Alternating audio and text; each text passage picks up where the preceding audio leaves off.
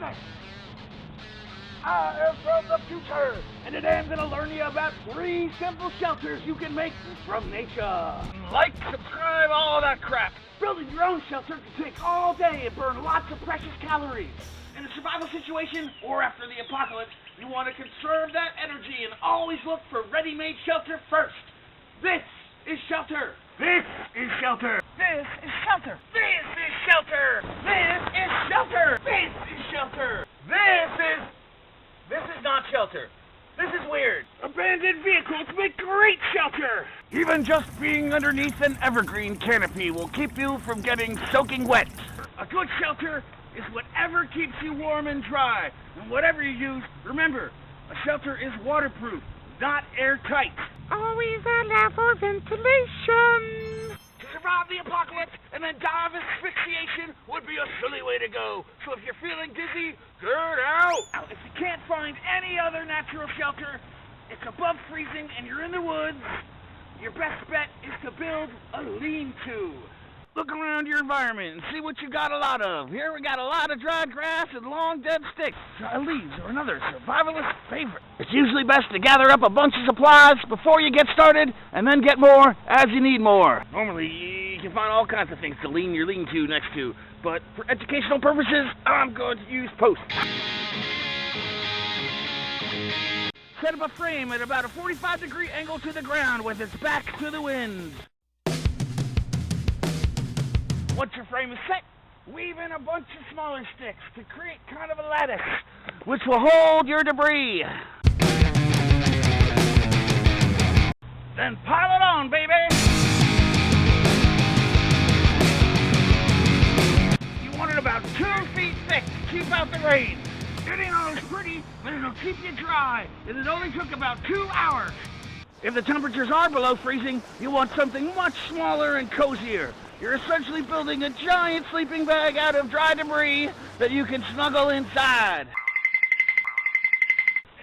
In a winter situation or when it's cold, you always want to make the bed first. Then the shelter around it. Ideally, you're going to want to lay down logs as the first layer to your bed. Now, I didn't have a lot of logs around here, so I used bark. Now you want your bedding debris to be bone dry, or you're gonna have a bad time.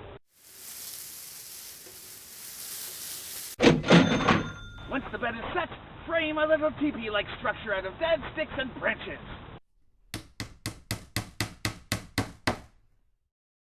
And finally, once your framework is up, cover the whole thing in another 2 feet of fluff and debris.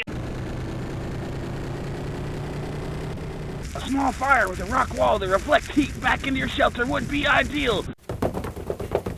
But beware! You're sleeping in a giant tinder bundle. In any case, the key to staying warm, besides fire, is insulation. You want a lot of little air pockets in there that'll trap the heat and keep you nice and toasty.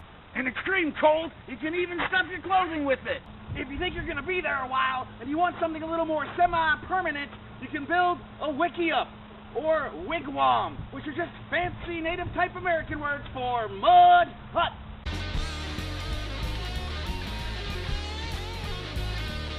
I built this here shelter last summer in a video, remember? Now, it did not make it through the winter so well. But since then, I spent an afternoon or two sprucing her up. I added this awning/door, a fire pit. I even added sod on the outside to hold her all together. Now you can easily cram 3 or 4 people into here, but I prefer to have my own space.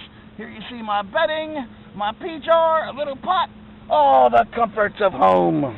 So there you have it. These are only a few standard shelter solutions that any survivalist would recognize. For wintry conditions, check out my snow fort video. And don't forget the 8-second igloo! It took a lot more than 8 seconds. Be sure to check back once in a while. I got a lot more building projects planned. And never forget, we're just one mega disaster for being right back.